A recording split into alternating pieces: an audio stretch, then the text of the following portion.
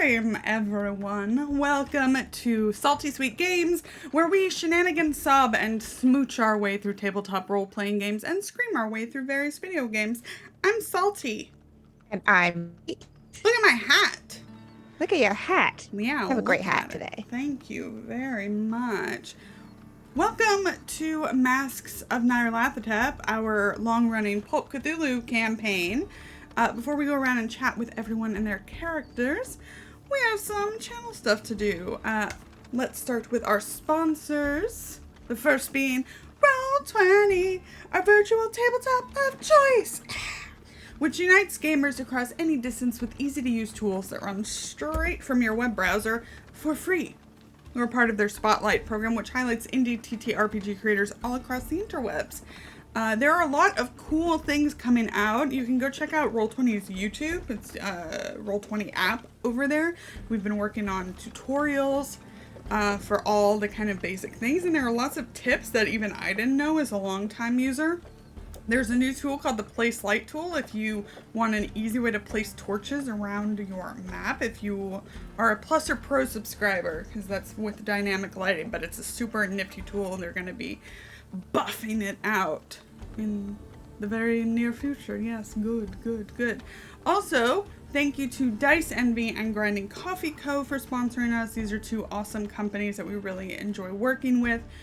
We have discount codes and affiliate links with both of them, so if you want to save some money and help support the channel, if you want to buy dice, or if you want to get coffee, there's some good fall flavors that just came out. I think Dice Envy is about to have a Wild Shape Kickstarter. Yes, for your druid yes, dice needs. For all your druid needs. Very exciting. Thank you to everybody who has subscribed or gifted subs, followed, chatted, liked on YouTube, all that stuff. We really appreciate it. It really helps us out, and we're just glad to be back here today. There are tip incentives down below if you would like to affect the game live. All you have to do is click on affect the game in the panel below, or exclamation tip in chat. It'll take you to our Streamlabs tip jar. Yeah, you can check those out down below if you want to do that. It is always appreciated but never expected. Last thing, we here at Salty Sweet Games use safety tools. Lines, veils, X and an O cards, stars and wishes, and content warnings, because while the characters may be put through hell or have a shotgun just right up against their back, the players are here to have fun, and they're our priority always. Without further ado, let's meet them. Kienna, who are you? Who are you playing? Hi everyone, I'm Kienna. I'm the sweet of the channel. My pronouns are she and they, but today I am returning as Irene Blackwell. Her pronouns are she and her. She is a forger. She likes to draw stuff. She's currently, I don't know where, because I didn't catch up on the last episode that I wasn't here for. So she's just vibing over to the side, you know. Super chill, definitely not in any danger whatsoever. It's fine. Yeah, sounds good. Sounds good to me. Sounds real. Allie, who are you? Who are you playing? Hey everybody, it's Allie. I play Ganymede Graves, adventure scientist who is generally accustomed to being on the other side of the sneaky shotgun. So this should be very, very interesting. She's also super annoyed by this kid, by the way. Jacko. Super annoyed. Eli just says, fuck. Good. That's why one of the many reasons I love our captions, besides accessibility, is just seeing people talking as if we can't see what they're saying on the captions, everybody. Summer does it all the time. Summer's not with us.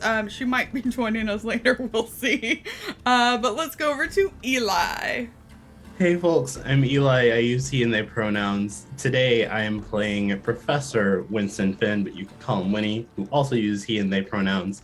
He is currently the epitome of that Simpsons meme where the kid's just sitting on the bus and just says, haha, I'm in danger.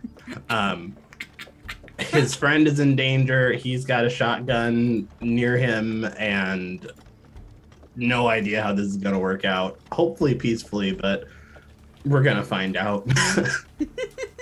Yes, peacefully. Yes, peacefully. Sure. Alrighty. I mean, we're good at that. If there's anything we're good at in this game, it's peaceful resolutions to tense situations. Is it? Is that what you're good at? Yeah, Okay. we're super good at that. All right. Sure. Also, look at my dress. I got bats. Bats for Australia. Bats and hats. Bats and hats. Bats and hats. The campaign so far, the investigators came together over the death of their good friend Jackson Elias, who was investigating the infamous Carlisle expedition, the members of which were all formerly presumed dead. That led him, and now you all, to a conspiracy involving various death cults around the world. Many names, many forms, but all the same into one end. You know that these cults are amassing in specific locations around the globe and working together to build a machine that will rupture and taint the sky to open the gate for their god Nyarlathotep. You have figured out that the date of the machine's launch will coincide with the solar eclipse on January 14th, 1926. How many days till the apocalypse? That would be 204. Hey. And that a great ritual will be performed in precise synchronicity with the launch. You are currently in Australia to find the origin or the backup of this machine, it's unclear, which has taken you into the outback to find an ancient hidden city. Last time, Ganymede discovered the Yithian device was missing, but was hesitant to share that fact in front of the cows, because she's suspicious of the cowls. The cowls. Charles wanted to seek out the ghost of Bill Buckley that Mad Ginger Muldoon had seen. Oh, the word was becalmed. Remember, I was like, it's Toby Stevens, but it's Toby Stevens in Black Sails from season 3 when there. And I couldn't think of the word. It's becalmed. Yeah. Anyway, so Mad Ginger Muldoon saw a ghost, and Charles was like, I want to see that ghost. So Irene stayed back at the camp while everybody else followed Charles' special instinct to a set of caves. As they were about to go in, they spotted a young boy named Jacko following them. At first, they couldn't understand what he was saying, but Winnie had a weird science device that translated Jacko's words, which were a lot less childlike than they first seemed. After navigating some intentional misdirection from Jacko, Charles and Ganymede managed to get the truth from him. He had drawings of when the ghost had apparently possessed him, and he had Buckley's old harmonica as well. The group then saw the ghost's final moments play out before them. He was dragged into the cave and burned alive. Charles then allowed Buckley to possess him in order to communicate. Spurred on by an intense desire for revenge, Buckley led the group to a hovel they had spied before, where they found Bill's old boots stuffed behind a bathtub. And that's when they heard the cock of a shotgun from behind. But let's go back to the camp, the very nice camp. Why wouldn't we want to go back there, you know? Chilling and vibing. Yeah. So, Irene, what are you up to? They wandered off about half an hour, 45 minutes. You haven't heard any gunshots. Well, that's good. Yeah. You know, a record so far. Mm-hmm. I don't think I'd be too worried right now. I think it's 30 to 45 minutes feels very reasonable for a let's go check out something. Yeah. As there haven't been any like noises or anything like that. It doesn't feel like everything's terrible yet. It's like, okay, like this feels reasonable, still waiting. So yeah, I think she's been going through you know, as she does, she goes through her notebook and she's just kind of putting down any drawings or sketches or notes for herself about what they've learned so far over the course of this new location of theirs. How dark is it? It's real dark. They left around sunset, and Okay. yeah, we quickly lost light after that. So you have your campfire, and you don't have a clear view of where they went. They went around like some rocky terrain, hilly terrain. Right. So you are just kind of a beacon in the night. Fun. Sure, being swarmed by bugs constantly. Love that for me. The cowls are with you. The very suspicious cowls are with you. Irene thinks they're fine. Mm-hmm.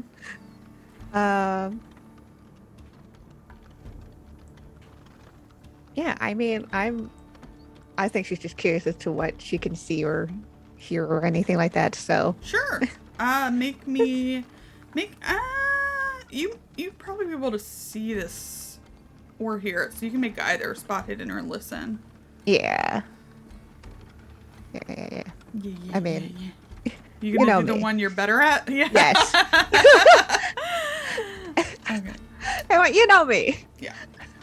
So, I don't know. Perhaps you've gotten up to stretch your legs because Professor Cowles will not stop complaining about the bugs while Ava is doing most of the actual camp work. So you get up to stretch your legs, and a bit coming from the west and going east. It's distant, obviously, but you can see two sets of what you think are maybe headlights of a truck, two trucks, moving through the desert, kind of from the way you came toward generally the way you're going, in the middle of the night, in a place that doesn't really have a road. Right. I think at this point she'll turn back around to the cowls. Did you have any idea how many people come through this area? Professor Cowell says, not a great deal. It's, really, if anything, what we're going to do tomorrow is start to head south and, follow the, stock route. Much more reliable places to stop. People come out. People always prospecting and looking for the next big break, especially out of Concudgery. But it seemed awful dark for someone to be driving. And she'll kind of point in the direction of the headlights. Yeah, Ava has come to stand by your side and kind of says, they're moving very fast. They seem to be coming from back where we started. She kind of leans forward next to you. Do you think there's a road down there? Maybe? I imagine if you're driving in the dark, it would seem kind of odd to, not be driving on a road. Especially in environments like this. Well, then perhaps they don't want anyone to see them.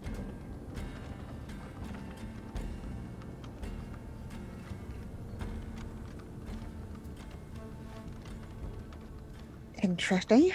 I don't know why you would want to do that unless you're doing something suspicious.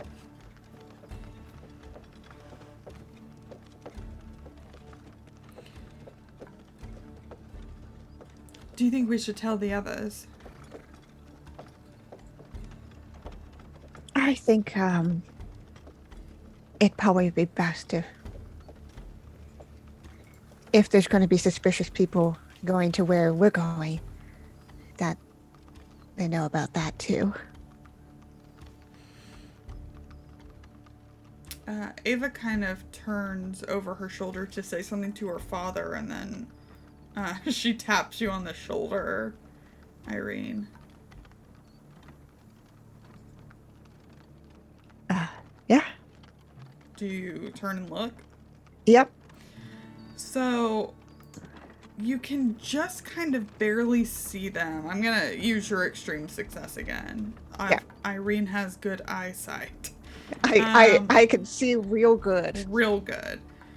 In the darkness, you see Charles. None of their lamps are lit. They had lamps when they left, and they don't now.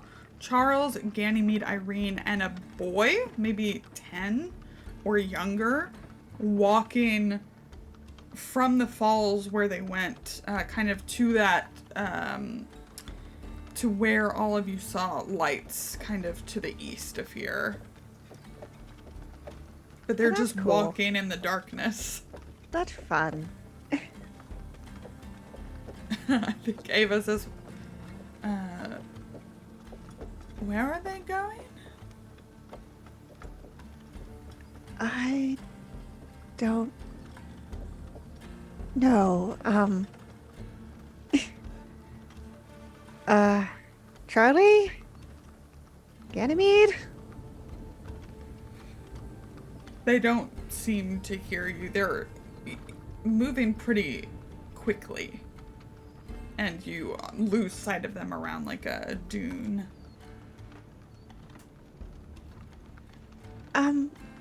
You know, maybe they didn't hear. I'm going to, just follow them, try to catch up. I won't go too far. You should take a torch. Yes, I'm not going in the dark. Yeah, she hands you like a big, period flashlight. Yeah. So, so she's gonna start scampering towards. She's mostly just kind of like, she don't want to lose sight of the camp fully. Mm-hmm. She just wants to see if, can try to catch up. Or at least be like, hello. Yeah. Try shouting again. Yeah. By the time that you catch up, enough that they would be in shouting distance. And make me another spot hidden now. Oh boy. Jeez. Hello, Irene. Hello. Hello. No, I see all. Nothing can escape my Yeah. gaze. So maybe it's just a bit of movement off to your side. As you're approaching this hovel, you see your friends heading toward what looks like an outhouse, kind of down from the position you're currently in. And kind of to your right, there is a figure standing very still.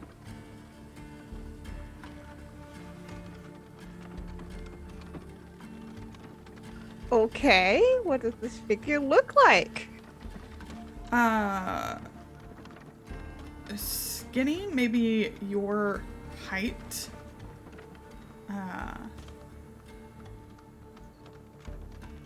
Are you shining the light on them?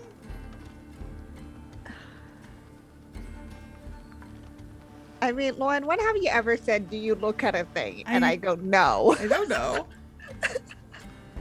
I don't Unless know. unless it's obviously an eldritch thing that I'm not going to touch. I look at everything. Okay. So yes, I shine a light on it. What the fuck is this? It's a 13-year-old boy. Cool. Yeah, in dirty clothes, who was kind of staring down at the group, but of course when the torch hits him, he looks at you.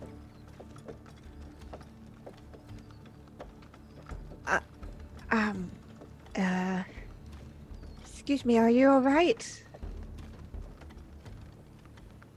Kind of tilts his head at you. He's got dark skin and very light hair. Looks kind of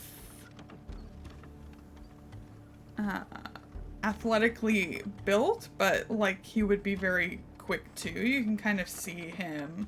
It doesn't look like he's relaxed at all with you shining your torch on him.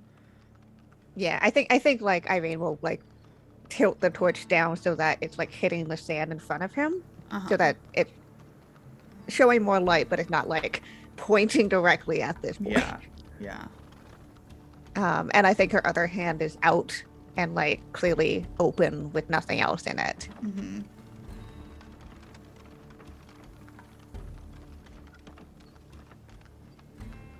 Um. Hello. Are you all right here? Do you need anything?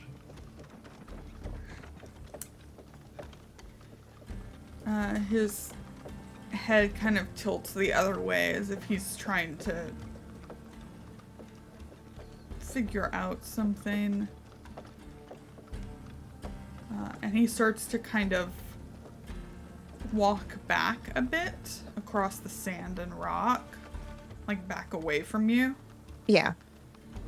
I don't think she moved forward. I think she's very much like keeping space. Yeah.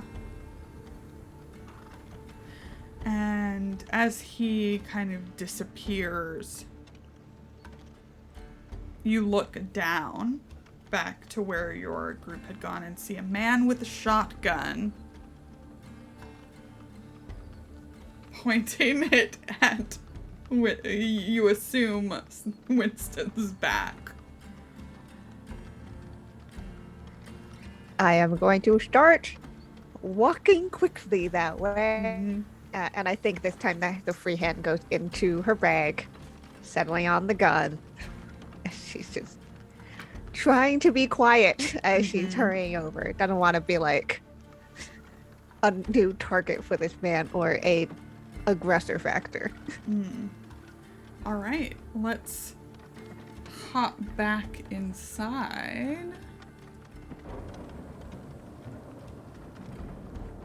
Winston. Hi. Hi. So you feel the barrels of a... Yeah, was that the kind of shotgun he has? Where is it? You feel the barrel of the gun kind of press into your back. And you all hear the of being ready to shoot. Ganymede, I believe you're farthest away with Charles in the middle. And the first thing that happens is you all hear Jacko go, "Daddy!" Oh, fuck. And kind of moves through all of you toward the man with the shotgun.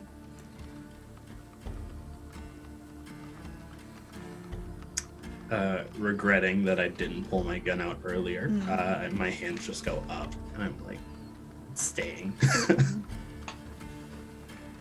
Is Winnie himself kind of blocking the entrance to the Yes. outhouse? Yes.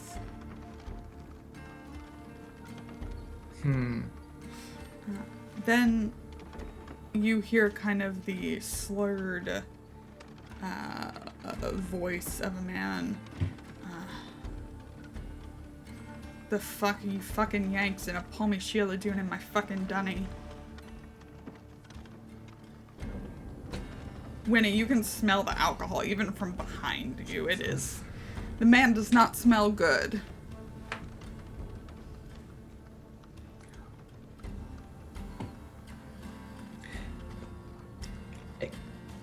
Ganymede makes eye contact with Winnie. She's had her shotgun out since they set out into the desert. But she's very careful not to move it in any aggressive way. But she says, "We were led here by your son." He looks down at Jacko. That right, Jacko? Jacko looks up at him and smiles. The same kind of untrustworthy smile he gave all of you.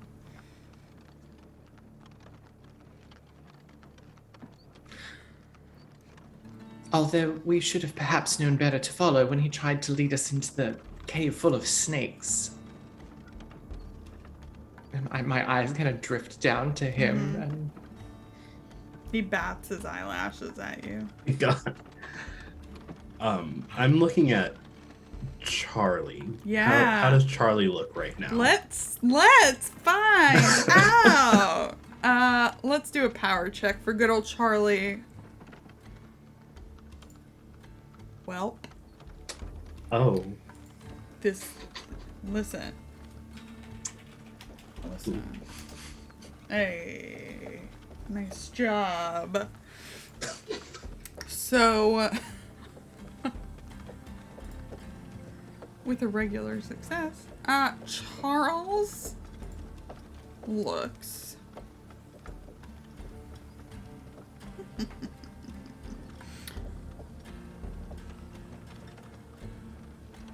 Charles's eyes are fixed on the man behind you. He's been holding on to the lantern, though he hasn't lit it. Mm-hmm.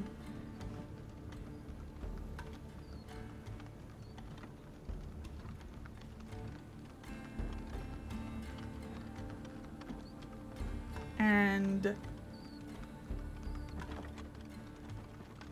I mean, I think you know Charlie and you've seen what he's done tonight, and something about even the way he moves. You know, Charles, the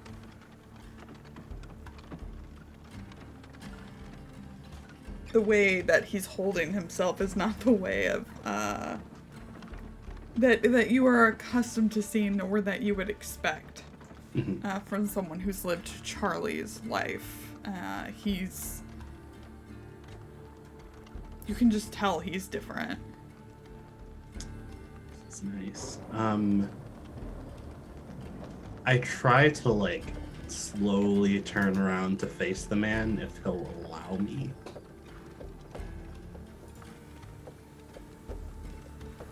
Yeah, I think he'll allow you. He's no qualms about shooting a man in the front either. Oh my fucking god. You're fine. Hello. We will just be on our way. We were not intending to trespass on your property.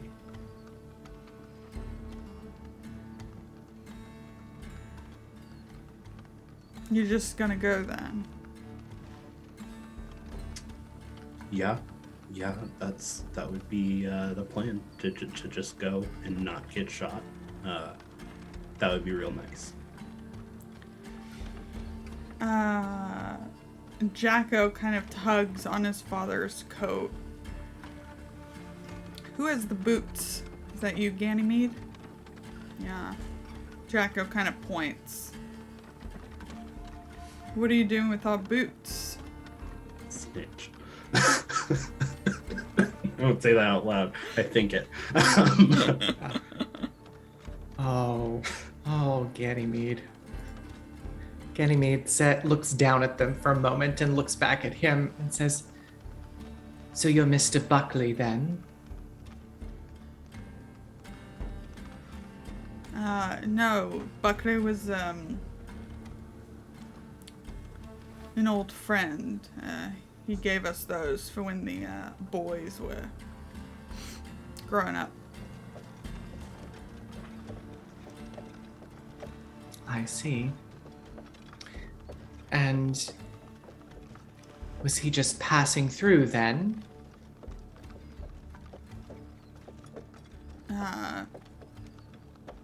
Buckley is swaggy. Travels around a lot, different jobs. Yes, well. Haven't seen him in a few years.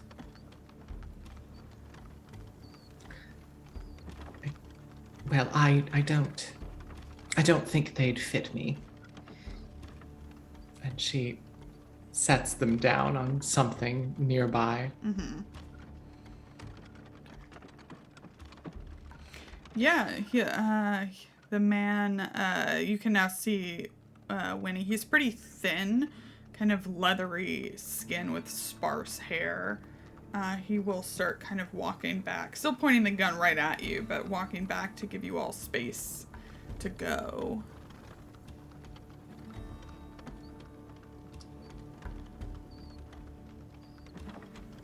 I look back at Charlie and just like, we're going to go, and just it's gonna be fine. Correct? Ooh. Like, I forgot to turn the scare alert off. oh no. Fuck. Thank you, Hawk! Thank you. So funny. It was the man going, ooh. Oh, what a moment. That's amazing. Right in the middle of our dramatic scene, and it's all my fault. Of course, the best thing is that only you could hear it. Yeah. Thank you, Hawk. Thank you very much. Okay, alright, good. You were looking at Charles, and you were saying that we're gonna go, right? Right? Is that what Yeah, was- I said, Yeah. I say we're gonna go and just leave these people alone. Correct? And like, I'm looking at Charles knowing it's not Charles that I'm talking Right. to, but I'm like trying to push that. Yeah, absolutely.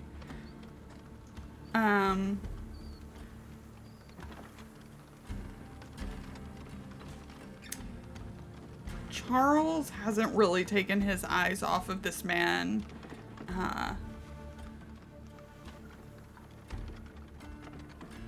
And the man behind you, or rather in front of you now, says, "Yeah, you going? That all right with you, mate?" And Charles just kind of, you see this very strained kind of smile appear on his face, and he nods. Ganymede says, yes, Charles, come. Let's go see Irene. Okay. Yeah, and the man with the gun kind of gestures for you to start walking, Winnie.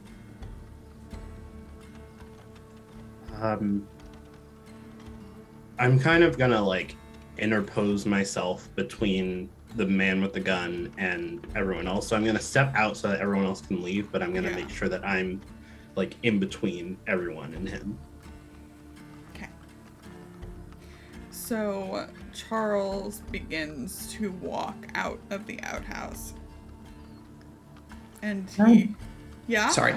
Yeah. Can I be behind him and just sort of have my hand in the small of his back? Sure. Just. Yes, let's go. Mm-hmm. Yes, yes, good. Oh, let's like, don't pop this off, please. Please don't. Right.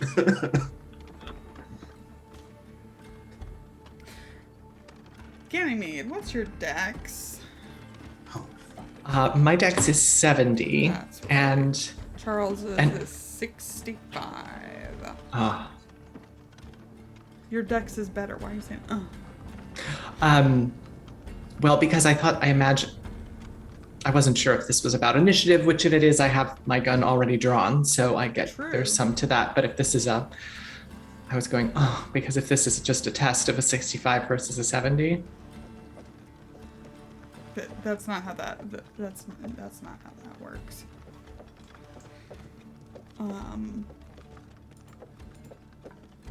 Ganymede, with your superior dexterity, you see as Charles is passing by, he doesn't draw his firearm, but he starts to kind of lift the lantern, and you hear a voice that is not Charles's voice say, Got a light, Vern? You see Vern kind of squint. How do you know my name? Winnie, you see the smile now big plastered across Charlie's face. And is anybody gonna do anything? Oh fuck. I'm gonna try to disarm this man as he's distracted. Oh shit. Okay. Yeah. Yeah. All right. Okay. I don't want him shooting any of us like while Charlie's Yeah. person does whatever they're doing. Now I think we can do an opposed. I think that's gonna be. How would you like to do this? What do you think this is? I have. What do you think this is? I don't know. I think it's probably just dexterity. Sure. I'm just gonna like try to like notice that he's distracted and knock his hands off of the weapon and grab it myself. Okay. Okay. So I think that might be. It's almost like a maneuver. It'll still be opposed though. I'm gonna say you can do either strength or dex, and I'm gonna say the same for him. Okay, I'm gonna do strength. Oh, nice. Look at that. Okay. Ganymede, are you doing anything? So I know how this goes down. When the scuffle starts, my instinct will be to push Charlie to the ground. Okay. So you're not doing anything right now. No. Okay. So, Irene, I think you are also coming. You're obviously in the arena at this point, but nobody has noticed I you. was just like do and watching as like all of this just unfolds in front of me. I think the speed walking turns into running at this point. Yeah. It's kind of this like slow motion thing as Vern kind of squints in the darkness. You see Winnie's hand as the man is distracted shoot out and kind of grab the gun and pull it, leaving Vern defenseless as the lantern Charles is holding like crashes into Vern and oil spills out over his shirt. Now we'll go into initiative. Okay. Ganymede and Irene. Irene, you have your gun out and you have the highest dex. You're up first. Cool. I don't really want to shoot anybody. Sure, why? Yeah. Things are just I don't happening know right why now. it gives you that bonus if you're like not gonna use your gun. But it does. You go first. Yeah, so I think I'm just kind of, I picked up the speed, I'm running in. Yeah. How's the disarming going? Winnie has kind of wrestled it away. Yeah, and Vern is too distracted by the oil and the glass bits. Right. And Charlie's getting shoved to. Charlie is, perhaps right now Charlie is just standing there. Yeah. Okay. So I'm just kind of moving in the direction of the group. I don't think there's any specifics. What's the kid doing? Jacko,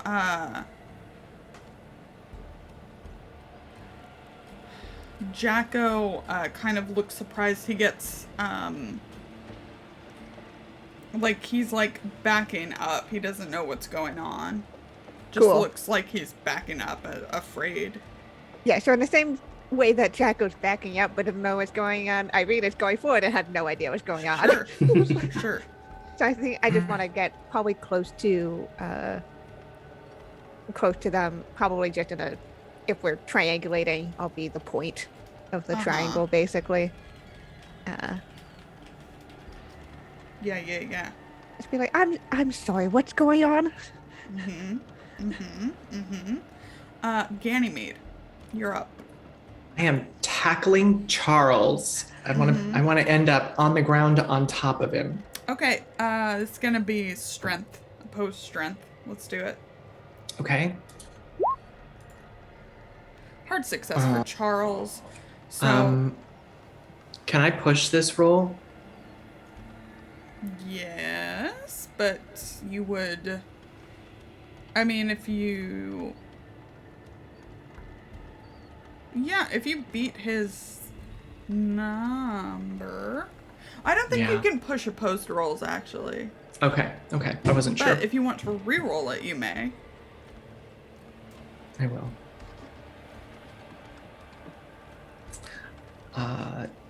Are we doing that as just a regular reroll, or are we using the bonus penalty for? No, it is just a re-roll. There.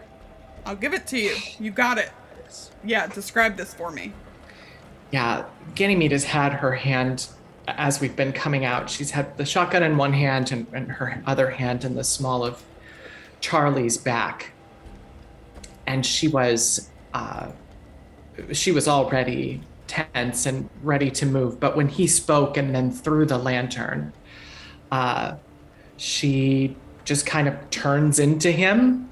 So instead of being alongside, she's kind of just facing him full on, and boom, just kind of pushes him forward and puts her full body weight on top of him to try to hold him down. Yeah.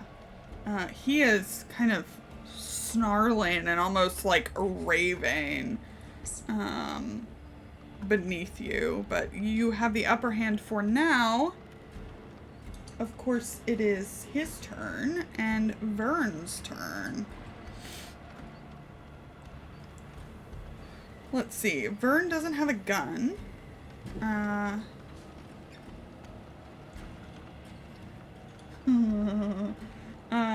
is covered in oil. Vern yells out, "Frank!" And from where you came from, Irene, I don't know, there's a little bit of moonlight. We said it's pretty dark, but just a little for dramatic purposes. The clouds part. Yeah, exactly, the clouds part. And anybody who bothers to look kind of on top of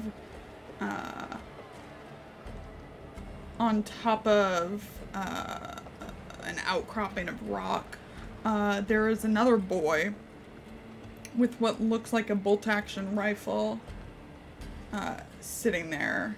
And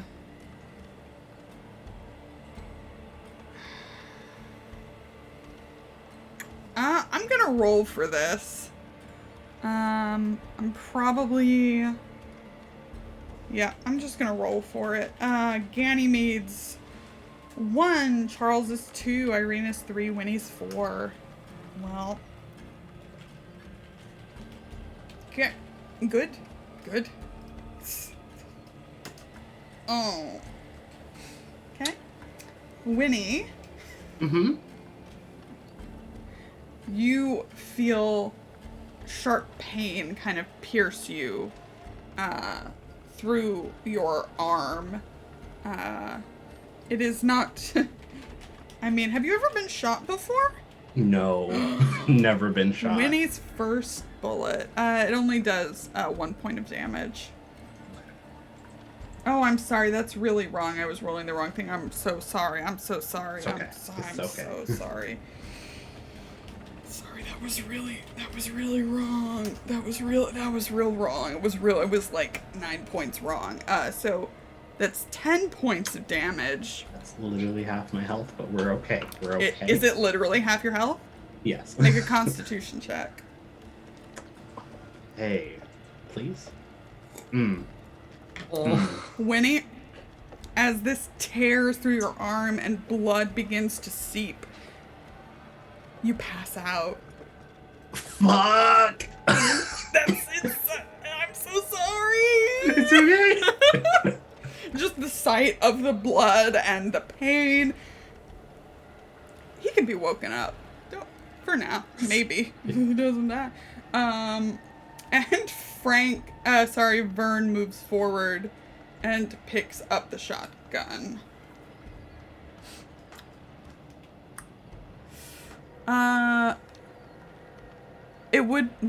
It's Winnie's turn. You're fine. Yes, rerolls. Hawk did give us rerolls. Just to toss that out there. The one will go to Summer if I so choose. Just throwing that out there for everybody. Fantastic. Things are going super well. So Winnie is the bottom of initiative. Along with... Okay. Top of initiative, Irene. Great. Cool. It's going real well. It's going so good. Ha. I'm gonna go over to Winnie, who is fucking on the ground bleeding. Yep. Ah. Yep. That's right. Yeah, what are you doing? I would like to help. Oh yeah, sure, that makes sense. How would you like to help? Winnie is not at 0 hit points, but if you would like to kind of revive, I would Winnie? like. Yeah, I would like to just not have an unconscious friend who's bleeding out on the ground right now. Absolutely. So yes, you're going to be able to do this. How do you do it? Just flavor wise. I think just generally grabbing, like doing the typical ripping part of a clothing to start. Yeah. You know, definitely not very sexy. Sure. Whatever. Just like, anyone else would probably look like it. Irene has come into here and things are wild. Yeah. No idea what's going on. Yeah. She's like, fuck. So, yeah, I think just starting to bind that up and like pressing on it. Absolutely. Yeah. Winnie, you come to consciousness. I really like this jacket. Is that really the first thing? What is going on? Are you all right? So much. Charlie's possessed. That's all I get out. Yep. Awesome. I think Irene's face is not really like a what the fuck face, and like the really it's what, like, again kind of face. I think it's very much that. Why? No. Yeah, absolutely. Cool. Fantastic. Ganymede Graves. Got your possessed friend underneath you. Yeah. I'm going to, from that kind of position on the ground, try to, get up to hands and knees. And how far away is Vern from me? He definitely backed away, but you can easily close the distance. I'm having so much luck tackling people. Yeah. Maybe I'll try to do that. Ganymede is, I'm well armed, and I know I could kill him, but I am not. At this moment, Ganymede is not going to kill this man in front of his 10-year-old son. Good call. So I'm gonna try to launch my way across from on top of Charles to Vern and bring him down. So just to clarify, you're freeing Charles. Yeah. Okay. So you're gonna run at this guy who has a shotgun. Yep. Cool. Okay. Yeah. Let's do, I think, opposed strength. Okay. Maneuvering. I mean, I could let him dodge. He's... No. Oh.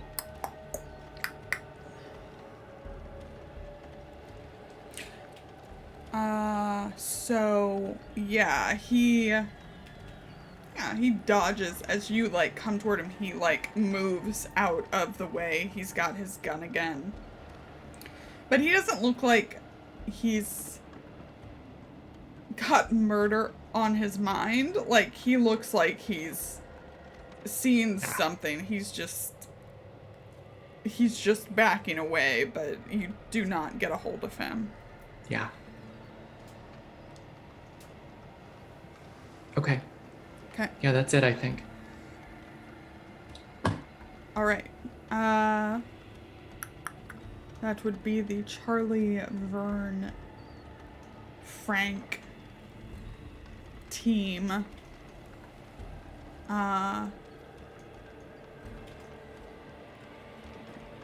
Frank, having been spotted, is on the move. Yeah. Oh, no. As he's moving to another section in the darkness, whoever's looking sees the figure kind of trip over something and roll down towards you all a bit. So he will not be able to get a shot off this round. Charlie, I'm going to give another opposed power check because I'm nice. Hey, that's good. Ooh. Ooh. Yeah, that's the same. That's the same degree of difficulty. So, Bill is holding on. Charlie stands up and starts feeling around his pockets and pulls out a box of matches, because why wouldn't he have one? You had it. Why not? Of course he does. Sure. Surely. And he starts moving towards Vern again, who has his gun. As he kind of backs kind of around the hovel. Anybody who wants to can make a spot hidden check. As you kind of follow where Vern's moving. Okay, good. It's going well. I'm gonna spend the luck. It's just 6, right? Yeah. Luck is a free resource. Hey, nice. Okay, good. Only extremes. Only extremes today! Kienna, extreme! Only for spot hidden, is that everything else like that? So Winnie and Irene, you both watch as Vern's backing up, and of course the clouds have parted, and you see this small, roughly carved, maybe out of wood or something, like a tombstone that Vern is backing toward as Charles kind of stalks toward him. Cool, good. Everything's going great. And Frank is kind of on the ground trying to recover. Winnie, it's your turn, bud. Hi. Hi. So, wow. Wow. This is great. Mm-hmm. I'm gonna try to get up. I don't know what to do, honestly. Like, part of me's like, Stay alive. yes. Part of me's like, don't let Charlie burn this man alive. Part of me's like, you should probably disarm this man so he doesn't shoot Charlie. I'm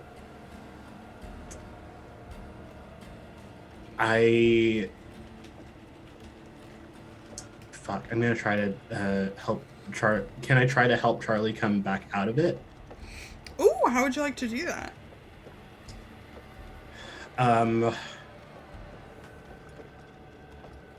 This might be interesting. What do I know about, like, pulling someone out of a possession? Make an occult check. Because obviously, oh, nice. Extreme. Fantastic. pulling someone out of possession. So in theory, right? I'm just thinking of all the Conjuring movies I've watched. Oh shit. In theory, besides like religious stuff, besides that, you know Charlie's not religious. You need a young priest and an old priest. Thank you, Spank My Betty. Thank you. God bless.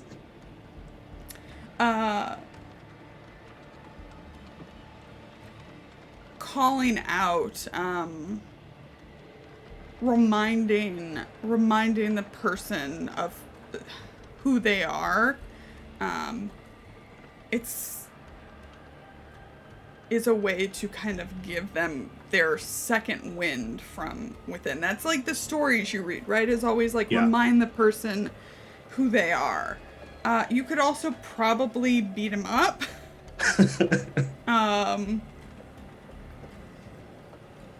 Yeah. Okay. And like physically kind of knock this thing out of him.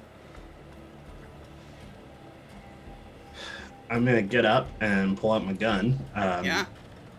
And I'm gonna point it at this man who has the shotgun, and just call out to Charlie and say, "Charlie, I know that this isn't you that's like doing these things in your body right now, but you need to snap the fuck out of it. This is not. This isn't you, and you know that. I know that. You just need to get the fuck out of there." And I think back to memory of a party that Charlie and I went to. Remember that fake psychic that we went to see, and they had literally everyone in the town like head over heels over them, and you pulled them out of it. And we won't say what happened to the psychic after that, because we don't need to go into that, but like, you don't like seeing people suffer unnecessarily, so snap out of it now. So yeah, I'm pointing the gun at the man in hopes that he like is aware that he's outnumbered, and that Charlie is really holding the power in this situation.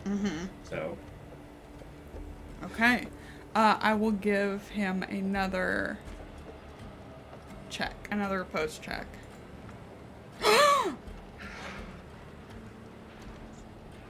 I don't think I have to roll the other one. The power of friendship. The power of friendship. The Look at power that. of friendship compels you. The power of friendship compels you. Okay. So, you see Charles kind of stop. And it doesn't look like he's just stopped walking. It looks like he is almost frozen in place as his feet dig into the ground beneath. You can see a like vein on his temple pulsing.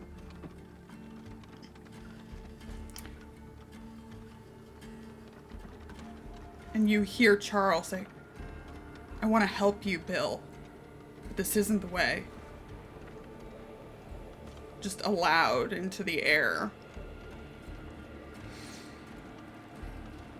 And then Charles kind of inhales sharply, and as he exhales, he like falls to his knees.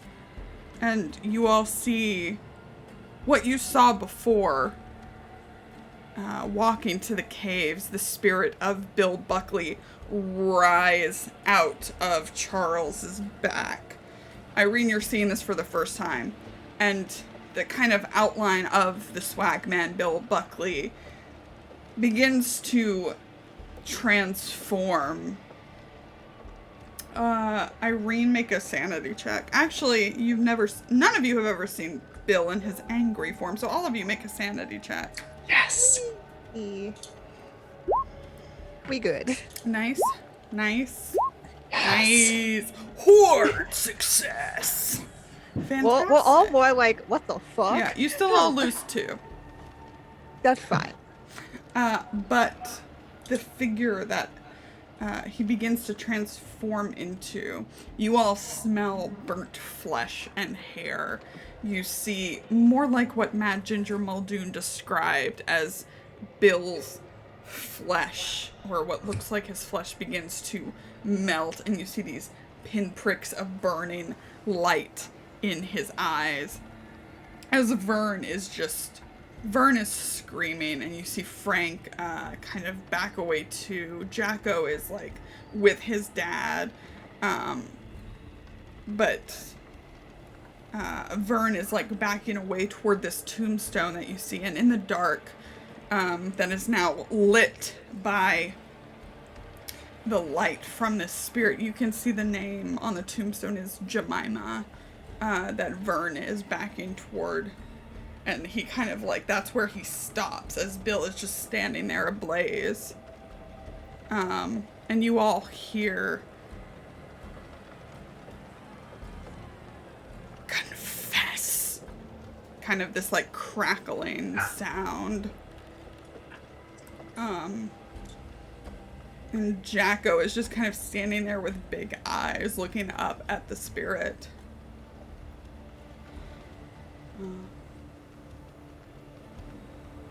Charles is breathing hard, but stands up and puts his arm around you, Winnie. Not that you're really, it probably hurts you. A little bit.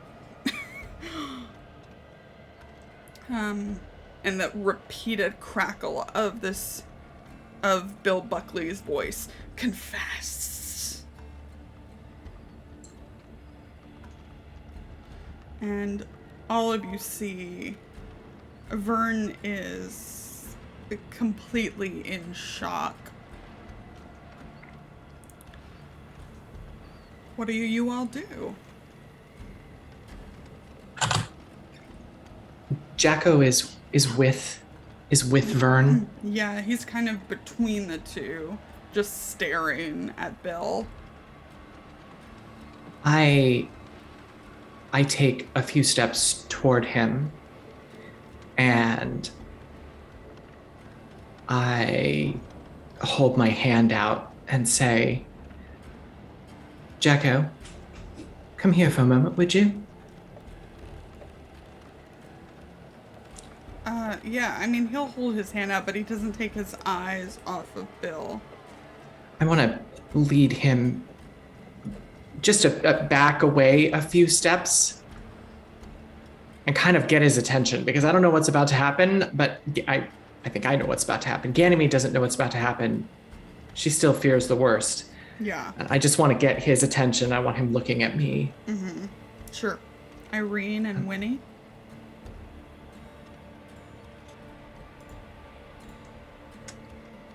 I think Winnie's gun is still pointed at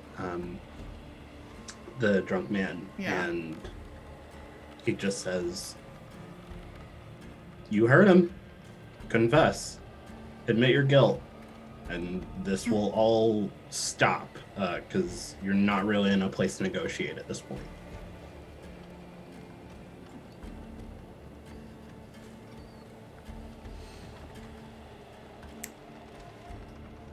Yeah, Irene is mostly just on guard.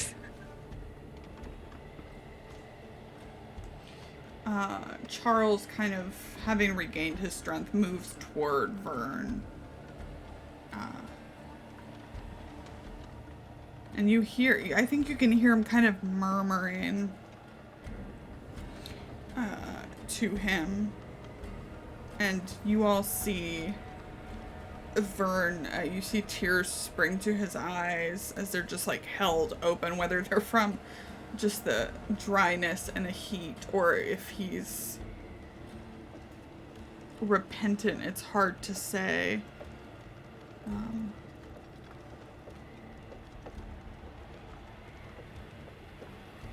As he begins to tell the story of what happened to Bill Buckley.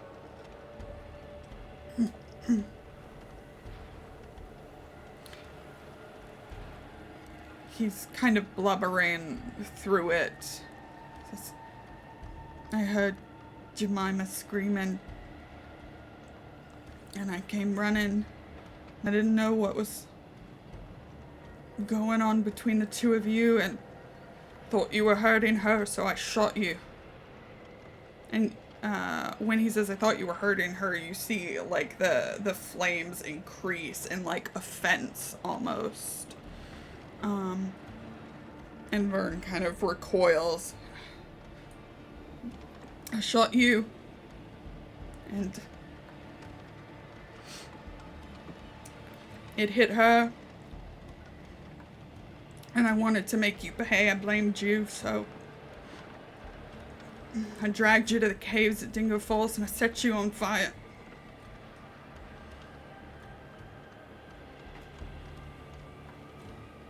And you all kind of hear that sound you heard going up to the caves, the kind of broken harmonica on the wind, now coupled with the cries that you recognize as Bill's voice, cries for mercy.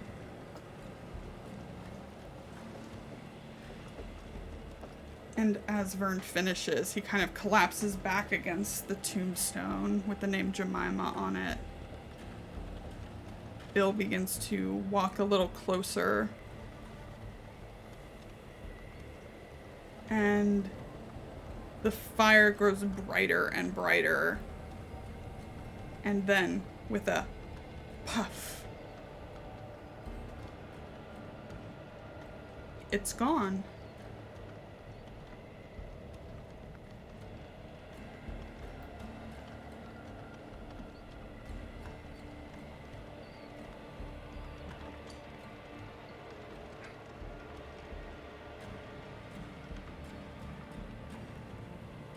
Ganymede has just been sort of non-stop talking nonsense to Jacko in the hopes of sparing him from having to hear that.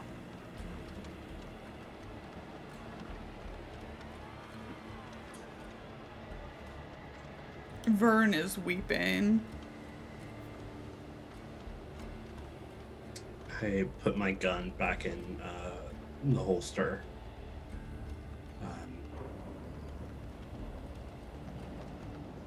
And just... I don't even know. I think I just, like, stand there and, like, let whatever happen.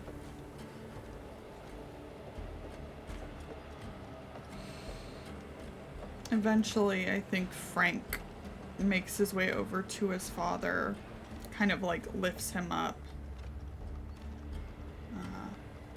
and tries to bring him inside.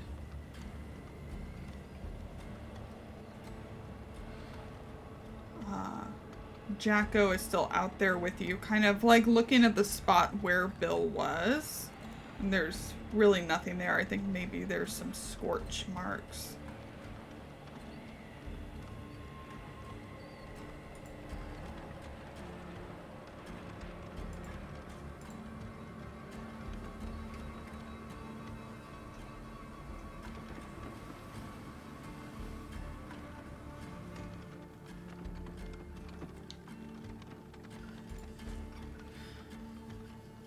What do you all do? What's Charlie looking like? He looks exhausted. He's kind of like collapsed onto the ground a bit. And is like holding his head.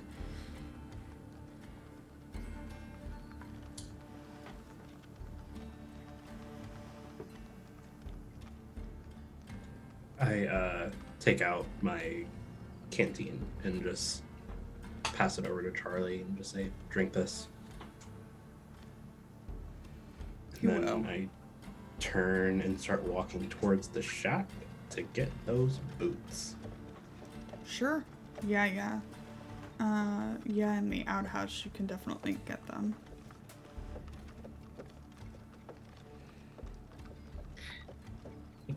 Ganymede is still kneeling next to Jocko,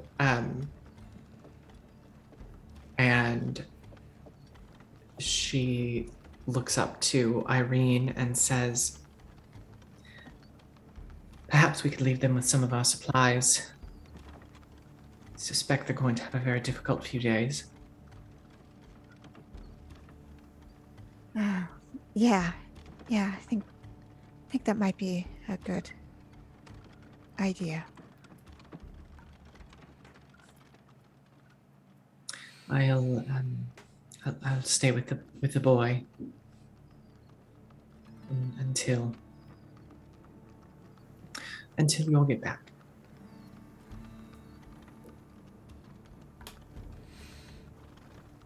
Okay. I think Charles will definitely head back to camp. I think Irene will go with him. Yeah. Winnie, are you staying or going back to camp?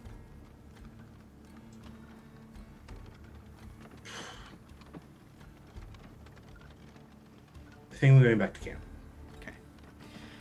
So, Ganymede, as you stand there with him, you see Jacko kind of reach into his various pockets and pull out a piece of paper and kind of like hand it up to you. Oh, what's this? And in perfect English, Jacko says, "He told me to give it to you."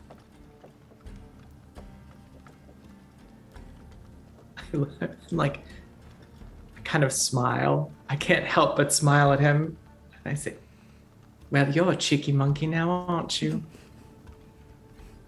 I tousle his hair. Yeah. And as I'm looking down at the paper, I say, who was it who told you?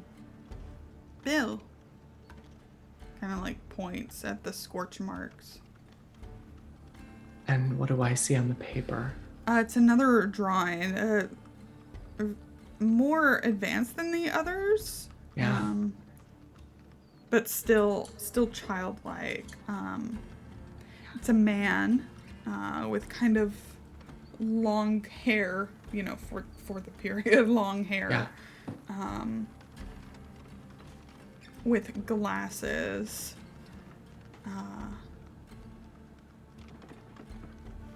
Good looking. There's that symbol of the sand bat again. And 2 letters written in a child's hand are H. I glance at it for a moment and then look back to Jacko and say, This is quite lovely. Who is this, Jacko? Kind of squints. Man that Bill worked for. I see. Well, I'm very grateful to have it. Thank you.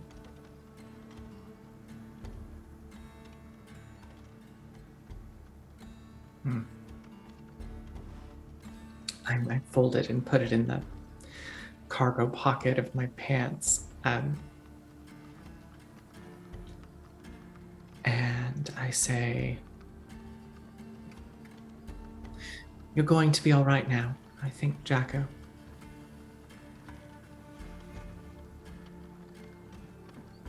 You're very strong and very clever, just like I was.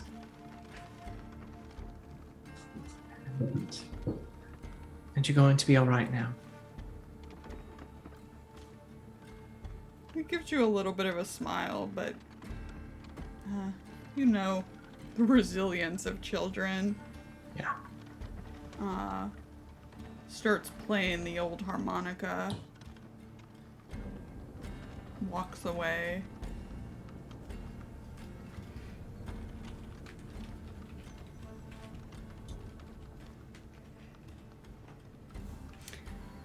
And you all return to camp. How much do you tell the Cowls? Well, Winnie's bleeding, so they have to tell him something. Yeah, you've very obviously been shot. I think Ava starts to patch you up. Sure, I'll have given her Can you imagine us just showing up, being like, one of us is bleeding, just go, nothing happened. Don't worry about it. Oh no. Well, she patches you up as best as she can. You get 2 hit points back. I think I give them the whole rundown. Winnie has no reason to like hold stuff back. Yeah. I think Anthony is just like, you know, like reacting to everything like it's a ghost story. Ava is focused on doing what she can for you. And you get a bit of sleep. And when you wake up in the morning, kind of start packing up, getting ready to head out.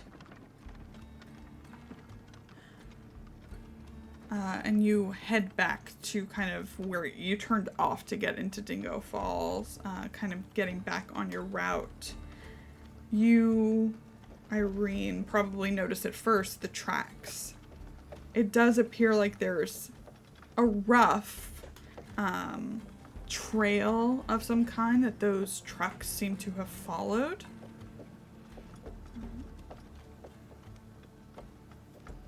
Oh, right. Interesting. Like, there were 2 trucks driving through here in the dark. They came from points in the direction. Seemed to be, I guess, following this road. And heading in the direction we're going.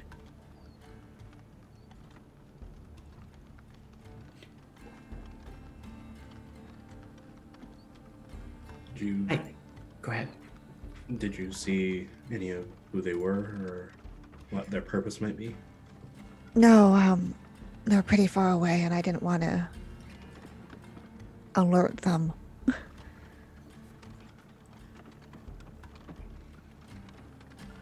But, a little, concerned. Apparently, people do come through here, but not that fast, or at night very often.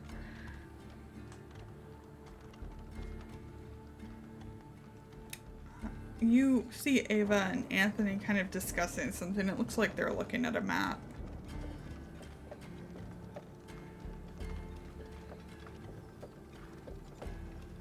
Yeah, I'm keeping a close eye on these cows Okay. because I do not trust them. Irene's totally fine with the cow. It's like, Like, I that's have my no problem with the friend. cows either. I don't know what's going on. Yeah, I haven't gotten around to telling the rest of you yet that our alien machine is missing.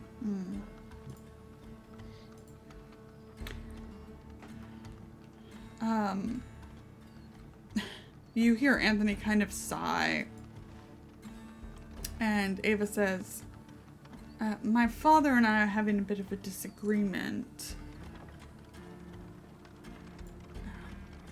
This trail, however they went, I mean, there is another route to where we're going.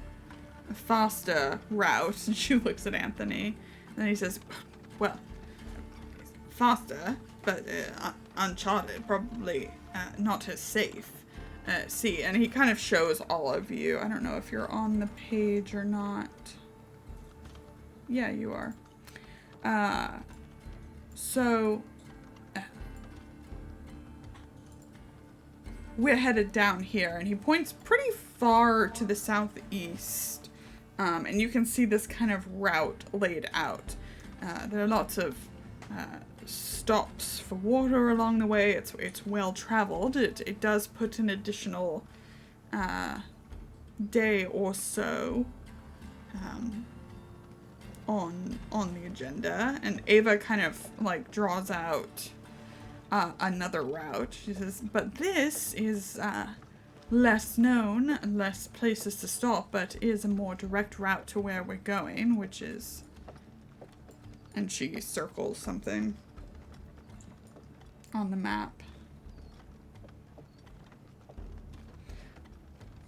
Right, so it's faster, certainly, but not as reliable. Whoever these people were, maybe they have more experience out here, but that doesn't mean we should just follow an uncharted track into the desert.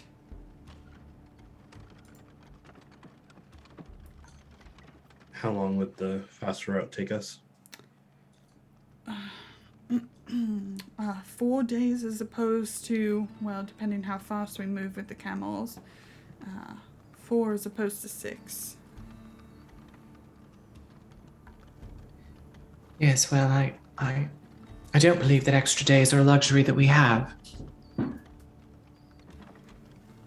Especially if these people are headed to the same place, they're in trucks, they're already moving a lot faster than we are, so.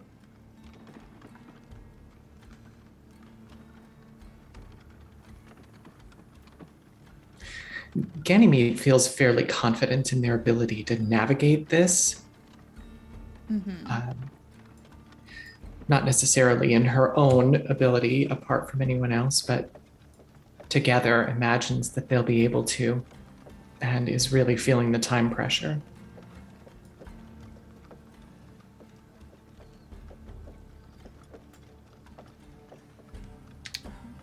Yeah, Anthony just kind of shrugs.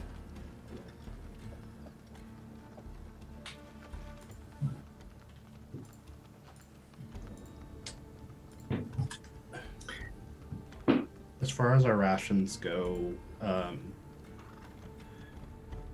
because they had stops for water and everything, would we be able to stock up enough water now-ish so that we would be good, just in case we don't run into any other places?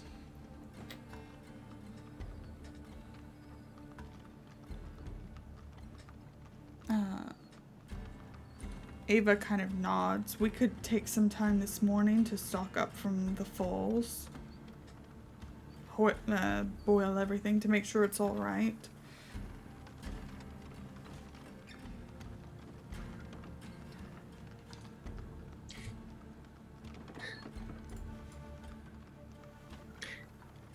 Yes, I do feel as though the fastest route would be the best for us.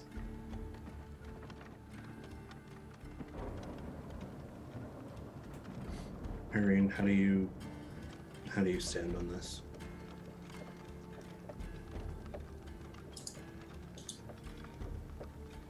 I mean, as much as it's dangerous, I am concerned about what those trucks could be doing. It was the one route that they went.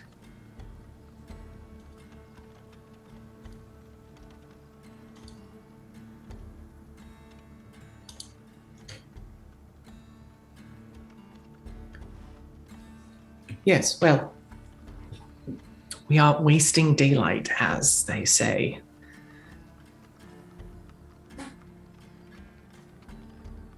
Professor, and she's talking to the cows at this point. Ava, do you have what's your confidence level that we could navigate this and not get lost and lose more time?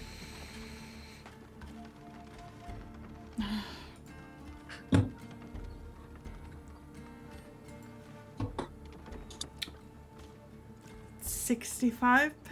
I suppose it depends if this trail is really going where we think it might be going.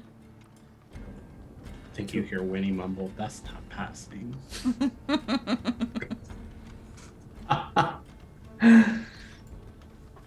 Yes.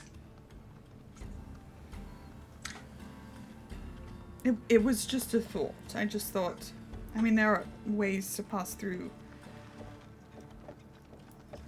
It was just a thought.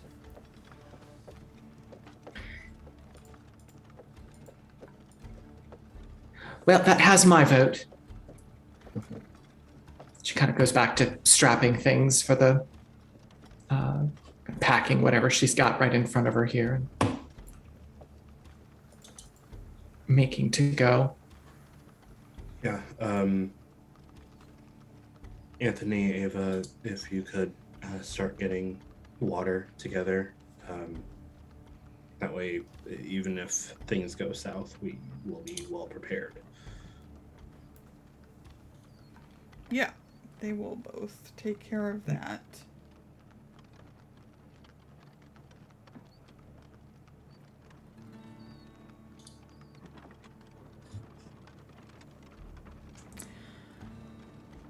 You're alone. If there's anything you'd like to discuss before we're on our way. Yes. Ganymede turns to the others to say, I didn't mean to keep it from you, but I noticed yesterday as we were setting camp that that device that we liberated is missing. Apparently it was taken back at the supply point. I didn't trust those triplets from the beginning, but unfortunately it's too late to do much about it now. The only question I have is whether these new friends of ours were in on it.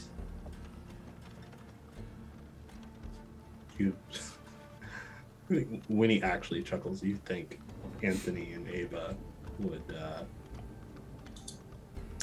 That's pretty funny, honestly, Ganymede. I don't mean to make light, but I've known Anthony for a long time, and Ava is an amazing person. I don't think they would be so quick to double cross us. Well, I appreciate that perspective, Professor, but you must understand, with the exception of Charles, we don't know you very well either. That's fair. I think Charles shoots you a look, Ganymede. Yeah. I forgive me, but it seems as though, given all that we've experienced, that we are better safe than sorry, and so I'm not recommending that we don't go with them or avail ourselves of their services. I'm just suggesting that we are cautious. Did they even know about the survey device? I don't know.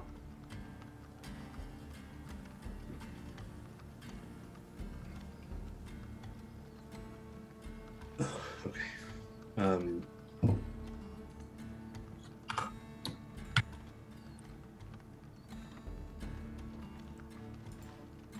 I can be as cautious as possible, but Kenny, I'm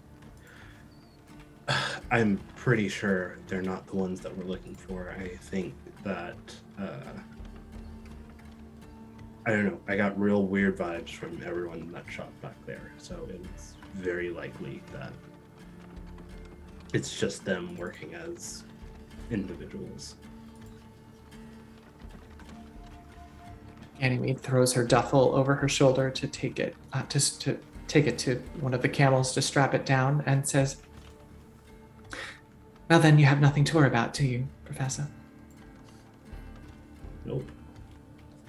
But just to, if you would prefer to ease your suspicions, I can talk to Anthony and see if I can get a read on him. Typically pretty easy to read, which is part of the reason I'm not worried, but... Ganymede just nods to you.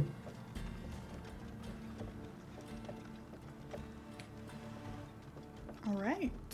So, headed out with a new route through the desert. And as you go about it, the truck tracks on this kind of rough trail that look well worn go almost the exact route that Ava has proposed. For hundreds of miles, the landscape slowly increases in desolation. The daily heat and dust are a constant, but at night the temperatures drop precipitously. You kind of see, as you look up at night, unfamiliar skies dominated by this constellation, the Southern Cross. And it is beautiful, you know, when the heat vanishes and the air is clear. But desolate, right? There's little to see but scrub, dust, and rock.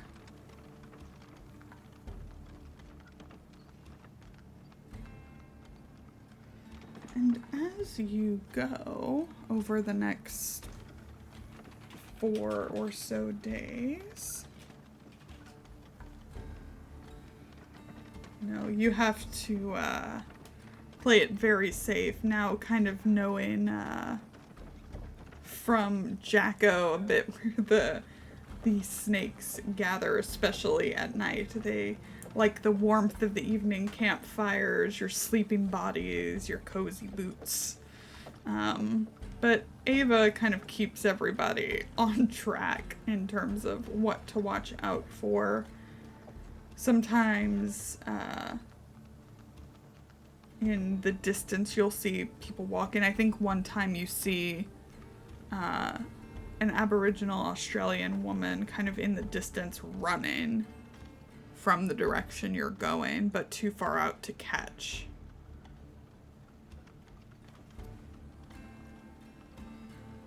And the days pass until you finally are able to make a stop at the Sahara Well near Percival Lakes and restock, as your destination is in sight.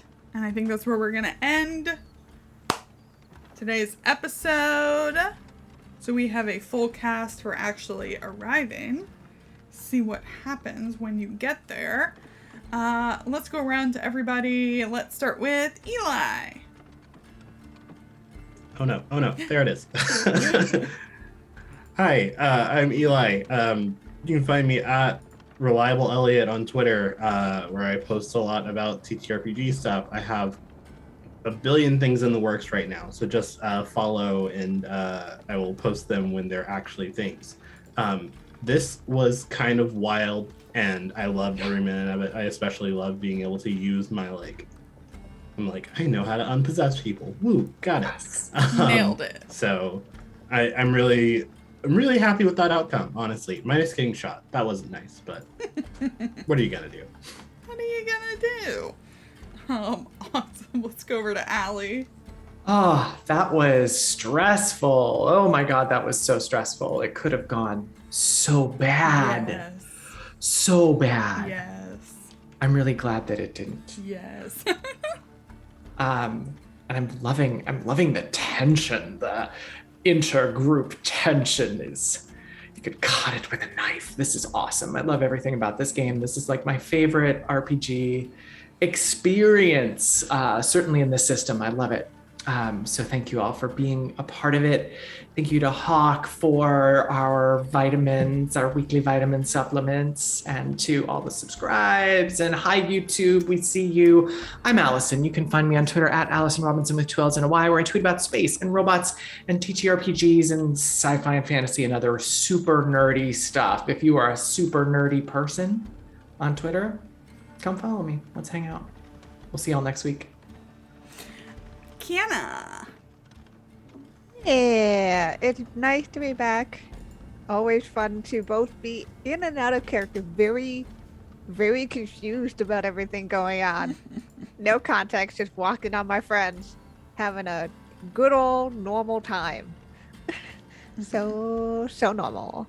But we'll have you back and to continue forward with whatever's going on here. We don't know what's going on. Stuff is happening. You can find me over on Twitter at Kienna S. Best way to figure out what I'm doing. When I'm not here on the channel, mostly just here though. I don't have anything exciting to talk about because we did our exciting thing recently. So that's about it for me. Lauren, what about you? Hey everybody, I'm Lauren and that's Salty Ginger over on Twitter, the salty half of this channel. We will be back next week, same time, 9 a.m. Pacific, to do more Masks of Nyarlathotep. Perhaps. I think we're going to finish Australia by the end of the year. Like, is it possible that we also go back to Shanghai by the end of the year? I don't know, but I'm excited. I guess it depends what happens beneath the shifting sands. So yeah, we'll be back next week. If you miss an episode, you can follow us on YouTube. Everything is Salty Sweet Games. Or see when we're going to do stuff over on the Twitter. What else about us? I think that's mostly it. Thank you to our sponsors, Roll20, Dice, Envy, and Grinding Coffee Co. Thank you very much.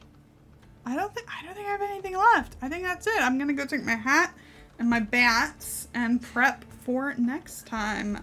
We're going to go raid our friend Invert, give him some hearts and some hype from all of you wonderful folks here with us at Salty Sweet Games. Wait, bye everybody. Goodbye. Goodbye.